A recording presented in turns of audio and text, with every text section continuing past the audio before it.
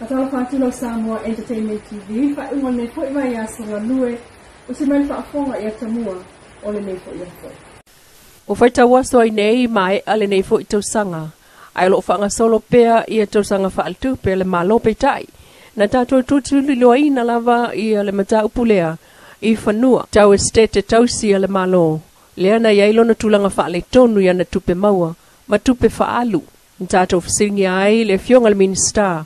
Le fionga la au le mali atoa le wotea polata i vau Fosi Schmidt. Tātou mai tu tonu te le whaale tonu lo iai estete tausi. Mai le tu e tau whamtalaina. Nā wai tā lafu, ia mai tele o whare tonu e ana i atina i lo wha tulanga. Tonu mai loa abe loa le ta i lima se la wafe, ta i ono masina, i tātou boi baketi. Ono a masina no abe ta i lima se la wafe whai, mai o mai la tātou baketi muli muli tau sangane. O mawhunta abe le stupe whapena. Mai iai le tetonu o laua iai le swinga le lei i atina i. O le whai whatoa amata na toi whaile restructor o le au whai ngā venga.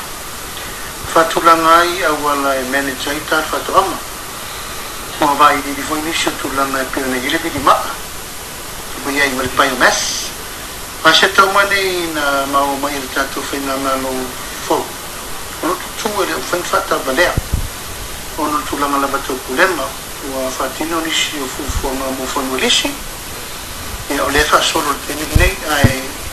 O ea tungalunga la vai o popolenga o no tulanga o tupe whaalu ai rito mau mai. A temi nei wa yerito tinonga ua yenga lenga ua anga i lumalo na whalea. Mai le muta e la i o no wha solo peto mga tauna o maane le tau samafo. Ia o tula isi tulanga le lei. Le fionga minister me tau ele o estete tausi a Samoa ile tātou whaatal noanga. Ai nisi o tala, o whatatali ai le tamai li masu fitu tausanga. Lea sa manu ai le tulisi talu lona ave taavale whatamala. O le tamale o moli leo le ave taavale whatamala. O mafua ai le manuanga. O le whalawelawe tau taavale le na tupu ino fuali il masinan te nei. O masalomia na totope atu le tamale pu ele va amor savai. Ma ia pasi ai ni taavale. No otuai ina tupu le whalawelawe lea. Il whamsalanga mai leo le tūlisi po le tangata asia si mai whafo. Lea na manua mai whaale tonu e peonta o le komsina. E fionga au apa au longo i tino Filipo na ua fasilingia le tio Polinsia. Sau no au apa au e lua ta avale na tipi e le tama o ta ua ilunga. Ai o le ta avale na afe ma feto ai ai loa. Wa atofa le aso sulfa o fe puali lua o lua tolu. E tula iai le ave ta avale ua molia e tali lona molianga. O le ave ta avale whaatamala wa afua ai se manuanga.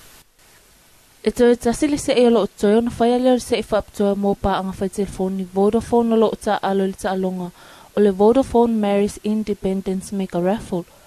O le ta alonga le whaatoa se ilon whailonga autu o le fo Raptor lua o lua tolu le asus fultaso Januari i le tausanga fōu. Whailonga autu e awhia il piki apu Ford lua o lua tolu le whaatoa tau no umai le asus fultaso le masina nei. Ma isi whailonga whaopopo i pe o le se fulu afe tā la lima feta la ma pepa tala o loa ta i lima se lau ta la. Ma o loa nga vaa o mai au fai telefoni al Vodafone. I awa no ta tasi ta la mo le tuli loa ina lava leo sa ili ngā tupela o sosio mali si sanga to Yosef Tuai. Ai o le itula es fulu taso la so lulo le vai sonei. Na fai ele se ilo naiva mo le masina le nei o te sema ilo ofisa au tu o le Vodafone. O fai longa ya o fia ai fai longa tu peta i lua se lau ta la mo tangata e to a faa. Male e-jard se lauta la mo tangata e sas. Chef's Choices Campo mo tangata so alua mai company si ato al alik. Male whailonga autu o le Culex Hybrid Oven. Male akai 40 Smart TV e whaalwi na ile lua afe whase lauli masfulu. Na sau nia le company al SAP.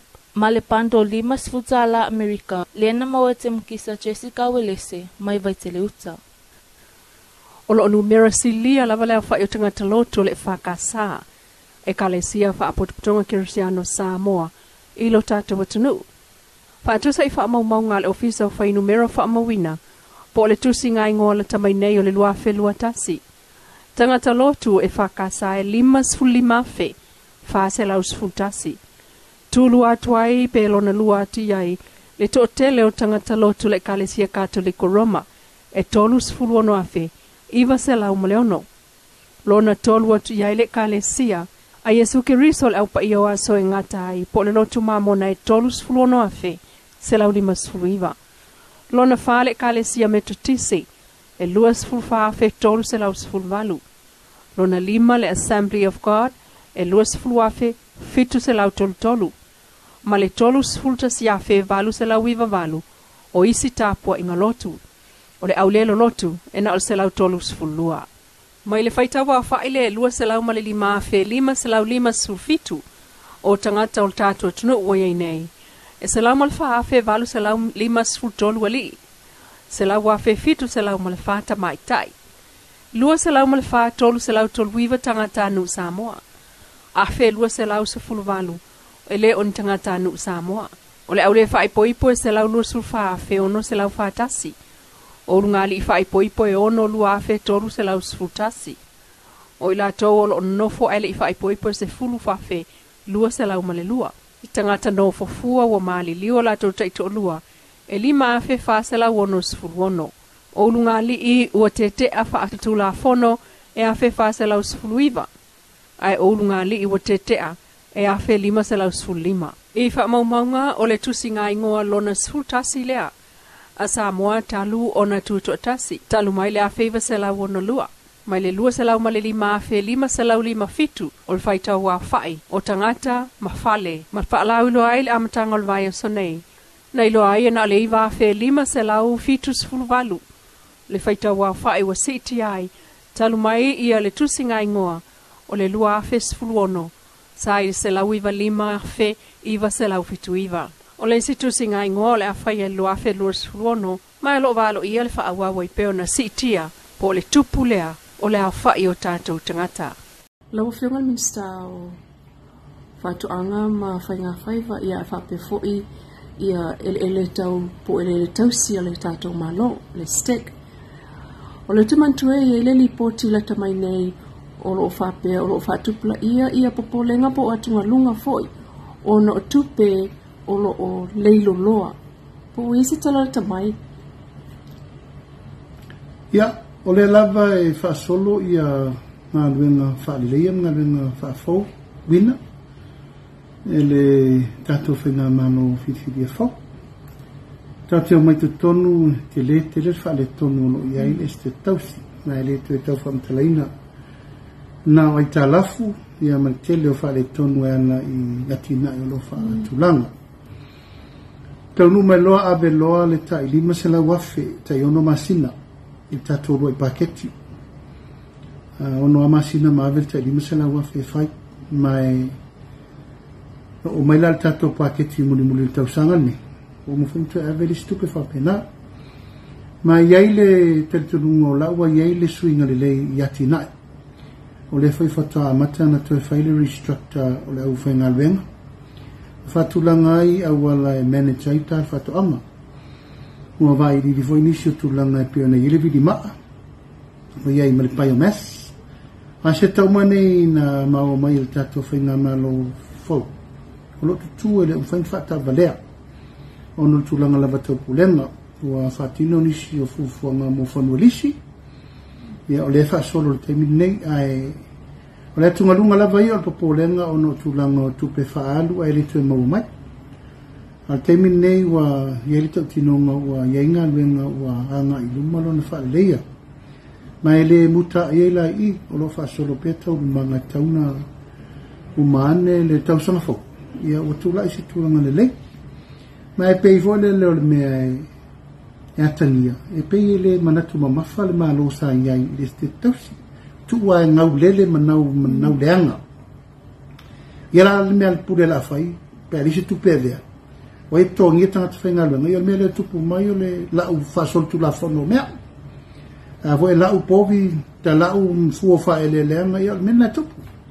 Pe a whai e leisi se le ni le malo e tauna ave le whai leile e ste tusi. Kei milan nei o le wa mata tau mate, e 2 miliona lau wa mai am tu I whafo. Paketi momo mal paketi rona lua, e 3 miliona. Mai o lau ti tiro mo vai wa ele swinga la wa ye wa matan fata vale mai. Olo ia i tātou tūlanga tātou Export Authority, o le vaenga tonu na o anga ia i fito tonu le esteti. Tam whai whaangaila li tutino le lau tātou loi whaf. Whaangaila whare rena whaatau lau tūtua i o. So, whai ngā whau marana mai ngā whau na leo whaso. Na ia mau al whaamanianga ma se taimi le lei, ma se whaamanianga le lei mo le esteti tausi, ma le tātou atunu. Samoa Entertainment TV, ma Samoa fai unga nei vai asa toi whelua i fo i le vai asa fo le alo fo le tua, ai wha asoi fo ia.